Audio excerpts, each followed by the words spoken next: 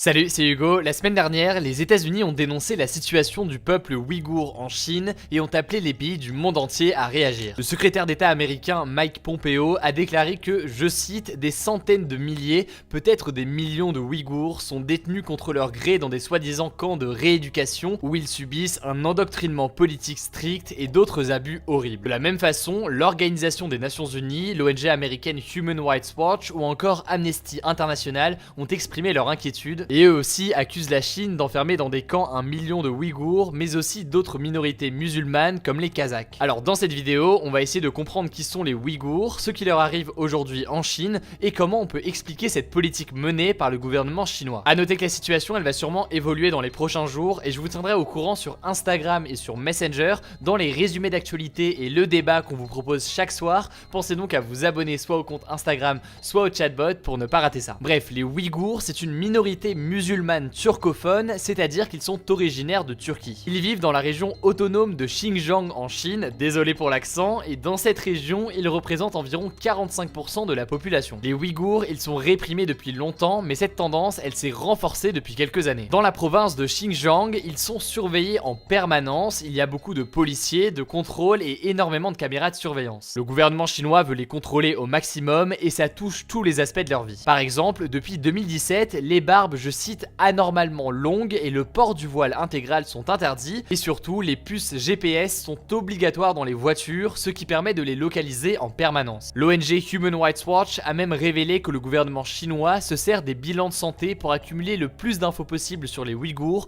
comme leur ADN par exemple. Alors, qu'est-ce qui explique cette discrimination? En fait, à la base, la région, elle était habitée presque exclusivement par les Ouïghours et ils étaient l'ethnie majoritaire de la province. De plus, ils ont une culture et une identité forte qui est différente de celle des Chinois. Sauf que, au fil des années, les ethnies chinoises ont été de plus en plus nombreuses à s'installer dans la région au point de devenir majoritaires. Certains Ouïghours ont vécu ça comme une invasion et ont fini par former des groupes de résistance. Et une partie d'entre eux sont même allés plus loin et ont rejoint les rangs du groupe terroriste Al-Qaïda. En 2009, une grande émeute qui fait des centaines de morts éclate à Urumqi, la capitale de la région, et les Ouïghours sont mis en cause. Le gouvernement chinois accuse aussi les minorités musulmanes d'avoir commis de nombreux attentats comme ceux de la place de Tiananmen à Pékin, des gares de Kunming et d'Urumqi en 2013. Du coup, sous prétexte de lutter contre le terrorisme et des groupes violents de résistance qui existent effectivement, les autorités chinoises ont renforcé l'oppression des Ouïghours et s'en prennent à toute cette population, pas seulement les groupes violents. L'État islamique y a d'ailleurs vu une bonne opportunité et a publié ses vidéos de propagande en 2017 pour pousser les Ouïghours à rejoindre ses rangs. Donc officiellement, le gouvernement chinois envoie les Ouïghours dans des camps pour lutter contre le terrorisme, mais dans les faits, c'est surtout pour mieux contrôler la région et ces individus qui ne suivraient pas la ligne du Parti communiste chinois. L'autre problème, c'est que les arrestations, elles se font de manière arbitraire, c'est-à-dire qu'il n'y a pas de preuves et pas de procès. Sean Zhang, un étudiant chinois qui vit au Canada, s'est beaucoup intéressé à la question et grâce à lui, on a pu récolter pas mal d'informations sur ces fameux camps de rééducation. Il a notamment réussi à trouver des appels d'offres pour les travaux des camps, ce qui lui a permis d'avoir leur adresse et de les retrouver grâce à des images satellites. Pour l'instant, il en a localisé une quarantaine dans la province, mais le nombre total de camps reste difficile à estimer. Alors, qu'est-ce qui se passe dans ces camps? On l'a dit, d'après les autorités chinoises, c'est des camps de formation. Leur rôle, c'est de rééduquer politiquement les Ouïghours et de les déradicaliser. D'ailleurs, le gouvernement chinois ne parle pas de détenus, mais d'élèves. Concrètement, le principe, c'est surtout de leur faire un lavage de cerveau pour qu'ils adhèrent à l'idéologie, c'est-à-dire la manière de penser du gouvernement et du parti communiste. Les témoignages d'anciens détenus récoltés par l'ONG Human Rights Watch nous en apprennent un peu plus sur ce qui se passe dans les camps. Ils racontent notamment les longues heures d'interrogatoire et la torture morale et physique qu'ils ont subi. Leur détention dure souvent plusieurs mois. À cause de cette répression, beaucoup de Ouïghours fuient la Chine, mais le gouvernement poursuit la répression et la surveillance même au-delà des frontières. Par exemple, de nombreux Ouïghours présents en France racontent recevoir encore aujourd'hui des menaces de la part des autorités chinoises. Le gouvernement chinois tente donc d'avoir un certain contrôle sur les Ouïghours qui sont à l'étranger, et la plupart ont des difficultés à faire renouveler leur passeport par l'administration chinoise, ce qui leur pose problème pour rester en France